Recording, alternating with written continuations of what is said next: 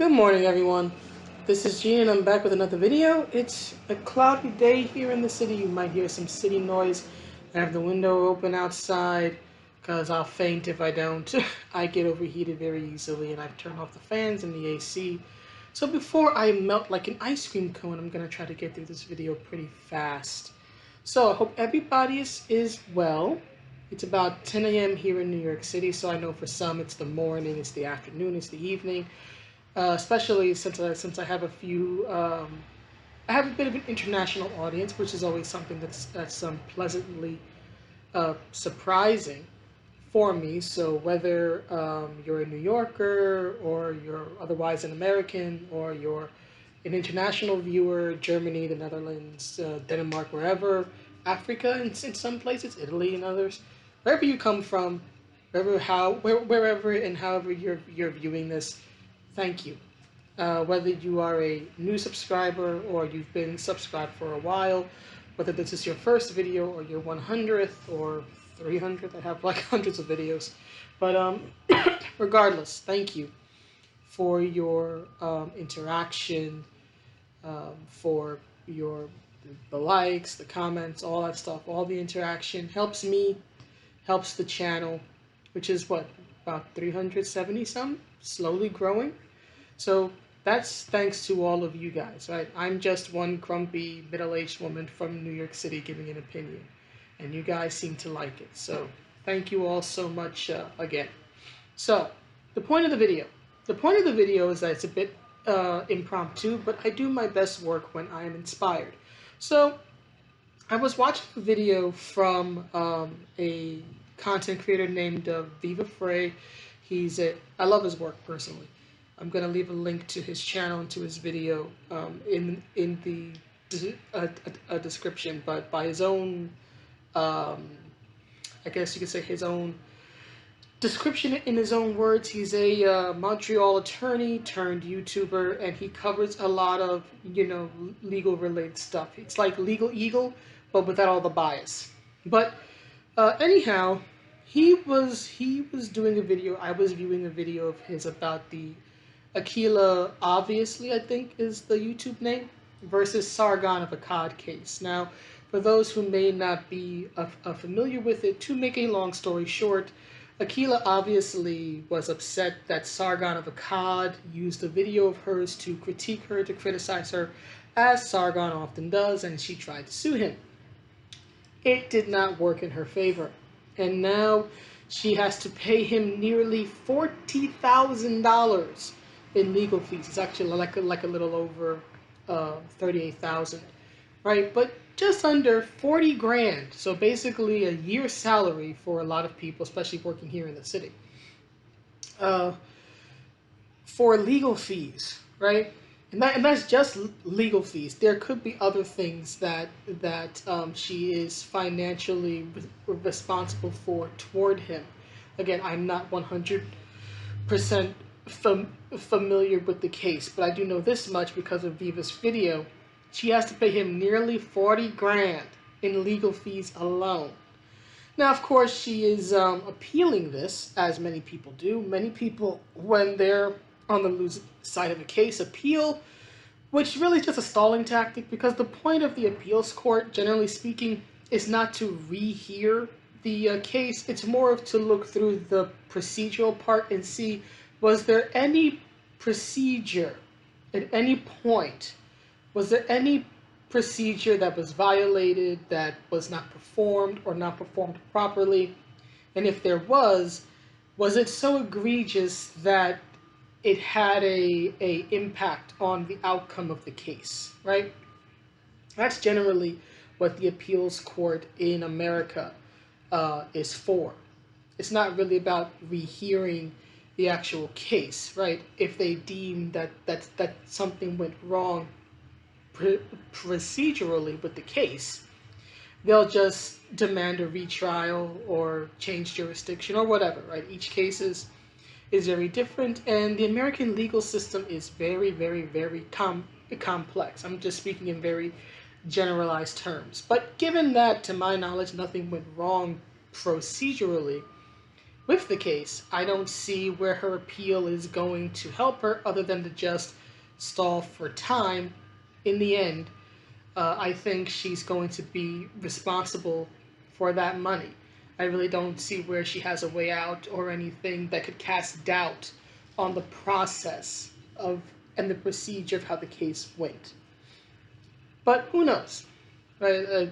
A legal case, you never quite know how it's going to turn out until it's over.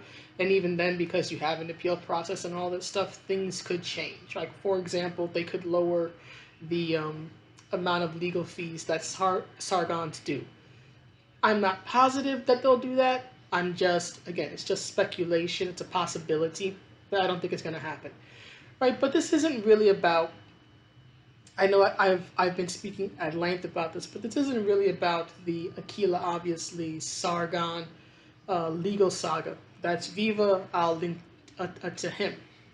The reason I'm making this video is because it reminded me of something that I think we all need to remember, especially those people online who are very antagonistic. Right? I've done many videos showing the tweets of people like Tom King and Richard Pace and Tim, I think I'm Japanese Doyle, and just yesterday I did a video about how Gina Carano, who's a actress, former MMA fighter turned actress who plays Cara Dune on The Mandalorian, how she was being harassed online because she posted a picture from like World War II era Germany where everybody's doing the Hail Hitler salute, but there's one guy, or at least he's the main focus. Some people have pointed out in the video that there are like others in like the corner of it who are not saluting, but the focus, of course, is the one man sort of like in the upper center who is not doing the salute. And there was this tragic story regarding him. Apparently he had once been a Nazi supporter, but then he fell in love with a Jewish woman. Apparently he ended up being drafted into the military and ended up dying in battle, killed in action, right? But the reason I bring all this up is because she posted this online, and then of course people completely jumped the gun and began accusing her of this, that, and the other, of baseless things, of saying that she was a racist and all this other nonsense. But what the Akilah Obviously case reminds me of is the Miranda Rights, or the Miranda warning.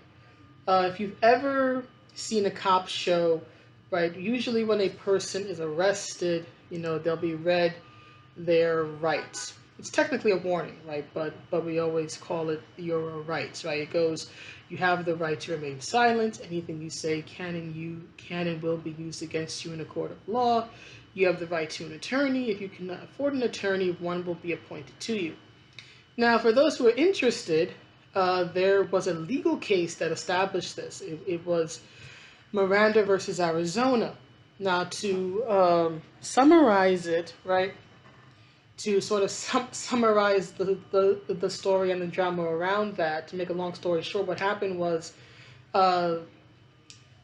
Ernesto Miranda, who the Miranda Rights are now named after, had confessed to a violent crime after about 2 hours of police interrogation, and had even signed a statement confessing to it. I think it was a murder, right? And he had signed with the full knowledge of my legal rights, understanding any statement I make may be used against me, right? So you might think this is a slam dunk, right? He confessed, he wrote a confession, he said, I do understand all my legal rights. Here was the problem.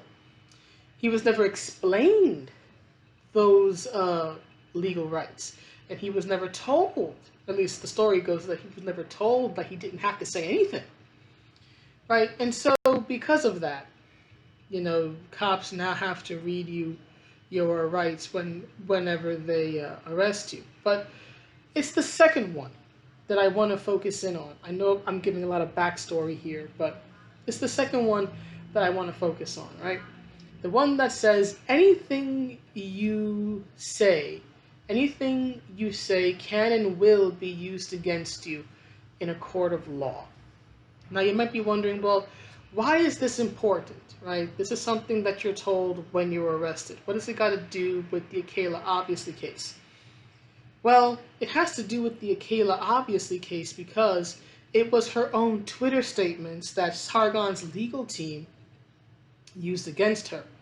Right? Twitter statements talking about how she was going to sue him and how she had a Christmas present for him. Again, Viva goes into a lot more detail about it. But she made public statements on Twitter talking about the legal case and what she was going to attempt to do to Sargon, legally speaking, right? And her argument, and she also made this online, was the fact that he had violated fair use by using her own video to critique her.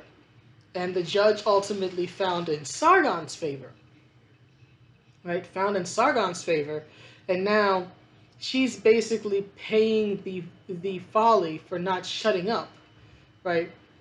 And not making these statements, right? And we see a lot online today, people on both sides, you know, making statements, being very antagonistic, though I will say that I do believe a lot of this comes a lot more from the progressives than their, I guess you could say, opponents, right?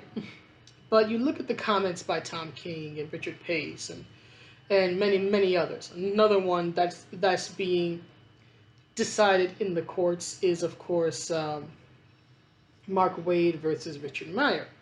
And for those who may not be familiar with that case in particular, if you don't follow comics or Comicsgate, what happened was Richard Meyer, also known as Comics Matter, he's a YouTuber and now also an independent comic creator. In 2018, he made a comic called Jawbreakers, right? Jawbreakers Lost Souls, to be exact, right? He funded it online. It was a big hit. I even bought a copy, ended up getting 2 copies. And he wanted to publish the comic, right? Someone has to publish a hard copy comic book, right? So he eventually contacted and made a deal with the publisher Antarctic Press, right? And he has stated online, Rich has stated online, that Antarctic was going to be publishing the book so that it could be sold in bookstores. And of course, you know, sold both, you know, directly to the customer via mail, and of course in bookstores, right? Because it was Rich's dream to see his comic in a bookstore. So of course, when this information got out, people who are anti-Comicsgate, who hate Rich, in particular Mark Waid, you know, got all of Twitter and talked about how they weren't going to carry the book, and they were just very antagonistic in general. But Mark Waid, allegedly, well, here's the thing. Mark Waid made statements on social media, in particular Twitter and Facebook, stating that he was going to contact Antarctic Press and talk to them about Richard Meyer so they would know who they were dealing with.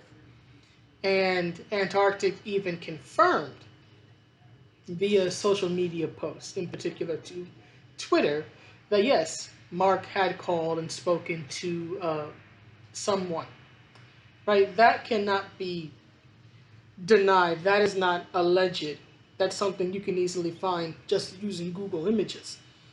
But what is alleged, although I will say I think Mark is guilty as sin of it, what is alleged is that Mark Waid committed tortious interference. And of course, this is being played out in the courts. We'll find out at some point what the outcome is, right? But this is what Mark Waid did. He allegedly ran interference, which caused Antarctic to ultimately drop the book. So Rich had to find another publisher, and eventually the book got published, right? But the reason why I bring all this up is because anything you say can and will be used against you in a court of law is not something that just applies to when you're arrested and you're being interrogated by the police, right? It is a truism of life. It is a truism of the law in general. Because think about it, Mark Waid wasn't arrested. You know, his tweets, his public statements on a public forum, whether it be Twitter or Facebook, were not a result of him being arrested. He wasn't talking to police when he did this, when he said these things, but they're still being used in a court of law against him. Akilah, obviously, again, she wasn't arrested. She wasn't talking to police or being interrogated by the cops when she made these Twitter statements about Sargon and about the case, but they are being used against her in a court of law.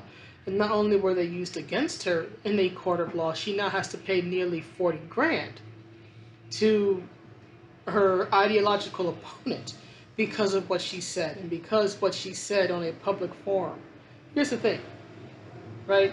Twitter, Facebook, right? All these things, when you make public statements, it doesn't matter whether you're saying it through a video like I am, or whether you're writing it as a post on social media, it's still public. It's out there. It can be used against you if you say anything that is legally actionable.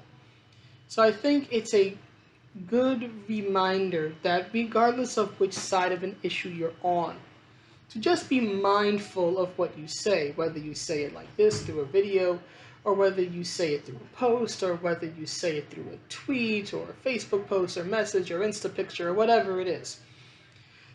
Because this stuff can be used against you in a court of law. Now, that doesn't mean, of course, that you can't express your opinions, or even express your opinions in a very strong, assertive manner. You can. But you need to be mindful of what you say, because anything you say can and will be used against you in a court of law. It's not just in this very, what's the word I'm looking for? I guess specialized, probably not the best term, situation where you're being arrested and the cops have to read you this statement so they have, so rather they can say that they've arrested you properly. No. It's not one of those things that only applies in certain circumstances. It is a truism of law, and it is a truism of life. Watch what you say, especially if it can be easily documented and hard to get rid of, right? Because it can and will come back to bite you, and you might end up like Akilah, having to pay nearly 40 grand, or rather what's going to happen is that the court will give him the money, will give Sargon the money, but then she'll have to pay the courts back. But still, she has to pay this money back. Thousands upon thousands of dollars, a year's salary. Was it all worth it? Was making those statements online that were ultimately used against her worth it? I don't think so. Right? That's a price way too high. It's too rich for my blood, as the saying goes, to have to owe a year's salary to a person because of stuff that you said online. So whether you're Dynamite, whether you're Comicsgate, Anti-Comicsgate, or anything else, just be mindful of what you say. Mind your words, because it might cost you in the end. And I say this especially to the more reactionary types online, like Mark Waid, and like Gail Simone, and Rich Pace, and Tom King, and Tim Doyle, and all these types. Because sooner or later, especially when the things you say are said with the intent of ruining someone's career, such as when Tom King tried to cancel artist Jay Lee last week. He even said it in his apology statement, in his apology tweet, that he was aware of the fact that what he said could have ruined the man's career. So basically, when your words end up affecting or possibly affecting someone's livelihood, right, someone's job, you might want to think twice or maybe even 3 times before you make that video or post that statement, post that tweet or Facebook post or whatever it is, because you might find yourself one day in Akilah's position, paying out money you don't have to someone who you never wanted to have it, right? You might find yourself in this very disagreeable place, all because, not even because you couldn't keep your mouth shut, but rather just because you just, what's that Billy Joel song, Big Shot, right? You had to be a big shot, didn't ya? Right? And now you just might end up paying lots of money for something that could have been avoided had you just thought for one more second. But anyway, that's the video. Please let me know what you think, and I will see you all in the next one. Have a good day, everybody. Bye.